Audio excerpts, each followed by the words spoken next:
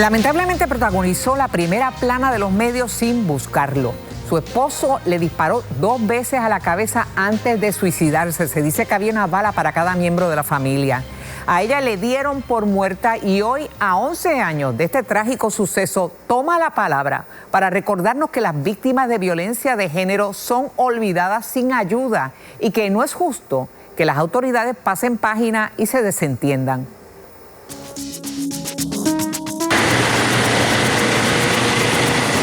El fuerte ruido de un helicóptero indica que llega otra emergencia al centro médico. En su interior descienden 2 paramédicos con una camilla. Transportan a Moraima Sayas, una madre baleada 2 veces en la cabeza por su ex esposo.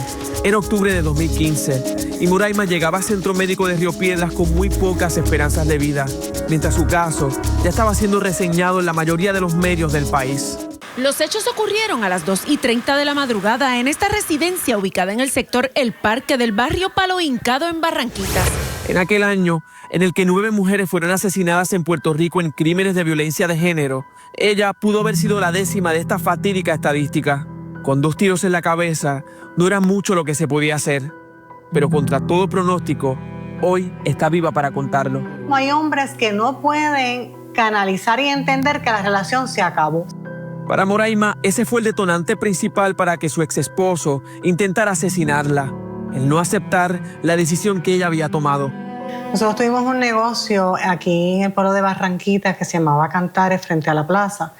Fuimos un matrimonio por más de 14 años. Pues yo tomo la decisión de un divorcio. Se lo notifico a él. Y dentro del suceso, pues él no, entiendo yo, no tuvo aceptación. Aquella madrugada del 8 de octubre de 2015, el hombre llegó a esta casa en donde se encontraba Moraima, su hija y otras 2 personas. Iría a entregarle un dinero producto de un evento que tenían en su negocio. Pero una sola oración pronunciada por el que fuera su esposo fue el inicio de lo que hoy ella y su familia recuerdan como una pesadilla. Y me dice, tranquila, porque nos vamos todos tranquilos y felices. Entonces saca el arma y me da un primer disparo. ¿Dónde fue ese disparo? En la cabeza.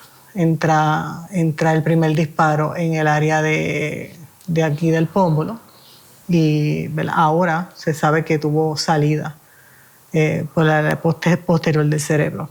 Al momento de los hechos, la hija de Moraima tenía 15 años y sus ojos fueron testigos de lo que ocurrió esa noche. Caigo al piso, él va detrás de mi hija mayor y cuando él va detrás de mi hija mayor cuenta que yo le grito desde el piso, no lo hagas. Él regresa y me remata, me da un segundo disparo. Ese segundo disparo, como ya el rostro estaba abierto, ese segundo disparo entra y vuelve y tiene ya salida. Cuando mi hija vuelve y se vira hacia mi hija y mi hija le dice, me la mataste, ella dice que él como que vuelve en sí y le dice, perdóname, y se da un disparo, se mata. Moraima recuerda muy poco de lo sucedido tras haber recibido los disparos. Según le contaban sus hijas, en el primer hospital a donde la llevaron estuvieron a punto de declararla con muerte cerebral. Pero aún así decidieron transportarla al centro médico y 21 días después estaba siendo dada de alta.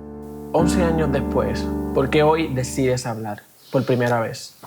Hoy decido hablar, primero que nada, pues porque hay que llevar un mensaje. De este suceso ya van 11 años. Y cada vez que escucho una noticia, da mucha tristeza porque yo corrí con la bendición, otras no han corrido con la misma bendición. Cada vez que ve una noticia sobre un feminicidio, Moraima revive lo que pasó. Y al menos el año pasado, según datos del Observatorio de Equidad de Género, 63 mujeres perdieron la vida en contexto de violencia de género. Hay que detenerlo. No podemos seguir cometiendo el mismo error generación tras generación. A Moraima no solo le duelen las estadísticas de las que no sobrevivieron, también habla por las que viven para contarlo y tiene que enfrentarse a una sociedad que describe como injusta e indiferente. Aquí entra un problema de inseguridad, de culpabilidad, porque las personas te hacen culpable. ¿En algún momento alguien te hizo sentir culpable por lo que sucedió? Claro, todo el mundo. ¿Por qué? Porque porque inventaron historia. Y entonces yo me sentí responsable de demostrarle a las personas que eso no era cierto. Y ahí, ¿qué pasó? Empecé a destruirme yo más. Según informes de la Oficina de la Procuradora de la Mujer, en el 2015 se registraron 1.511 casos de violencia de género en la isla y el año pasado se reportaron unos 1.833. La mujer barranquiteña cuestiona el seguimiento del Estado a estas sobrevivientes que le incluyen a ella. Nunca recibí ni una llamada, no. Nunca recibí ni una llamada, nada, absolutamente nada. Después que nosotras en un momento dado fuimos una primera plana. Una primera plana, se olvidó. Y a mí parte de lo que me preocupa es dónde están ellas, cómo están ellas. En su caso, una vez salió del hospital, tuvo que comenzar desde cero, sin negocio, sin dinero y sin hogar. Yo tenía una vida planificada, como le estaba contando, y en cuestión de segundos se acabó todo. Yo no vi nada más de ahí. Los bancos todos se quedan con ellos porque hay unas leyes. Esto es comenzar en cero, en cero. Hoy, la mujer de 49 años asegura que por haber sobrevivido a aquella tragedia en el 2015, siente la responsabilidad de hablar y alzar la voz por las que, como ella, han tenido que enfrentarse a la violencia de género. Hay muchas mujeres que lo están pasando. Es bien difícil, porque hay mucho maltrato físico, pero hay más maltrato mental. La empresaria asegura que encontró su camino de sanación y salvación. Conocí al Señor, le sirvo al Señor hace más de 7 años. Y yo sé que es la herramienta para levantarte. Reconoce además que hay muchas formas de salir de los ciclos de maltrato. Tú ves estas noticias de hombres pues agresivos, que dicen que el que habla mucho no lo va a hacer. El de casa nunca hablaba, es muy cierto, jamás me amenazó y lo hizo. Pero de cualquier mente puede salir una planificación. Bueno, hay que agradecer a Moraima un recordatorio tan importante que hay víctimas, muchas, cientos de víctimas, y que las estamos dejando arrinconadas sin apoyo. Debo decir que aquí nos acompaña Stephanie Figueroa del Observatorio de Equidad de Género y le damos la bienvenida. Pero quisiera rápidamente decirte, José Carlos, me impresionó porque estaba en la casa, habían 3 menores. Sí, correcto. Y debo aclarar, mencionó que habían 2 personas adicional a la hija de Moraima que presenció el acto. Había otra hija en el cuarto también y había una niña, una bebé, un infante, una bebé, y había otra persona que estaba en el cuarto, pero quien presencia todo, pues su hija de 19 años. Y evidentemente él iba a gatillar. Eso es lo que ella alega, que él iba a dispararle, y cuando ella desde el suelo, ya con un tiro en la cabeza, le grita no lo hagas, y ahí él vuelve y la remata, la intenta rematar. En este caso, Stephanie, ¿qué te parece el testimonio de ella? Ella dice que no recibió, que prácticamente fue una primera plana y se olvidó todo el mundo. Y digo, nadie quiere ser primera plana en este tipo de circunstancias. Pero es evidente que hay unos traumas, no solamente ella, todo el círculo familiar. ¿Cómo se está manejando esto con cientos de casos que se repiten día a día? Esto radica en la invisibilidad estadística. El Estado no recoge datos sobre intentos de feminicidio. El observatorio comienza a levantar esos datos en el 2021 precisamente porque no había un repositorio de información que nos permitiera saber quiénes son esas mujeres, qué servicios están recibiendo y qué necesitan. ¿No está en estadística alguna de la policía? No hay estadísticas porque segregadas sobrevivió de intentos de feminicidio, correcto. Las estadísticas de feminicidio se comienzan a levantar luego de la aprobación de la Ley 40, que tipifica el feminicidio como asesinato en primer grado. Antes de eso tampoco el Estado levantaba datos sobre los feminicidios. Así que eso es importante aclararlo porque el año pasado tuvimos 109 intentos de feminicidio, más del 50% con armas de fuego y el 30% casos de estrangulamiento. Así que estamos viendo casos de extrema peligrosidad y extremo riesgo.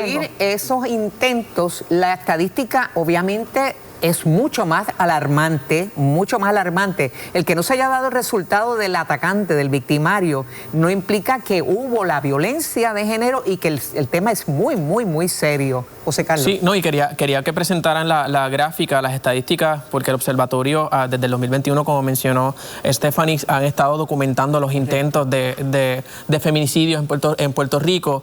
109 en el 2025, como mencionó, pero 2021 48, 2022 71, 2023 50, 2024 88. Pero ¿por qué ese aumento?